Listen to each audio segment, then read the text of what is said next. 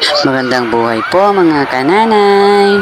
Nagpunta nga po ako dito sa Paniki Gymnasium dahil nagkaroon nga po dito ng celebrity basketball exhibition.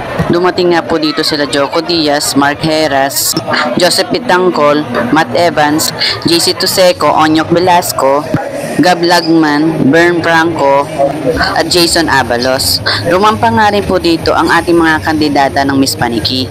Nagawa ko nga rin po magpa-picture kay Joko Diaz, kay Jason Abalos, kay Matt Evans, kay Mark Heras, at ganoon din po kay Joseph Bitangcol. Yun na nga po mga kananay, nag-practice na po ang ating mga celebrity. Hindi nga lang po sa boxing magaling si Onyok Velasco, kundi rin sa basketball. Naaliw nga po ang manonood sa kanyang puro 3-point shots. Pagkatapos ay nag-umpisa na nga po ang laro. Pinangunahan din po pala ng ating magiging Vice Mayor na Ian Rojas ang kabilang team. O yan mga kananay, hanggang dito na lang po muna. Salamat po sa inyong panonood. God bless po sa ating lahat.